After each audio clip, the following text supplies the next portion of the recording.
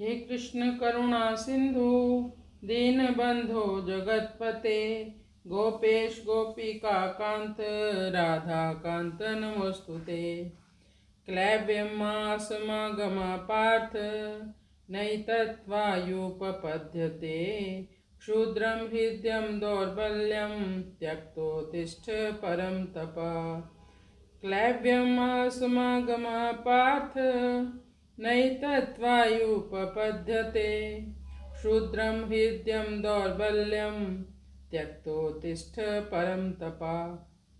भगवान यहाँ पर बहुत ही कठोर वाणी का प्रयोग कर रहे हैं। कहते हैं क्लैब्यम नपुंसक, माँ अस्मा तुम नपुंसकता को प्राप्त न हो। हे पृथापुत्र, नई तत्वायुपपद्यते, यह तुमको शोभा नहीं देता, क्योंकि जन्म से ही तुम शूरवीर रहे हो। तुम्हारी माता कुंती एक वीर क्षत्राणी है, जिन्होंने आदेश दिया है। ये जो कौरव हैं, इन्होंने हमें कितना दुख दिया है।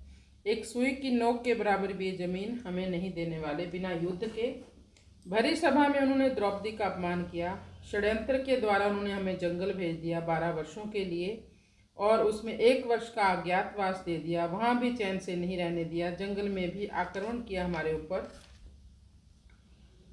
हमें जान से मारने की कोशिश की।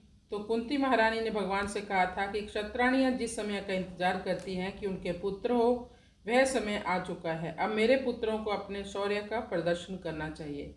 तो क्या तुम भूल गए अपनी माँ के उन वचनों को? तो तुम नपुंसकता को प्राप्त ना हो। नपुंसकता क्या है? युद्ध में क्षत्रिय को पाप देखना और युद्ध ना करने को धर्म समझना।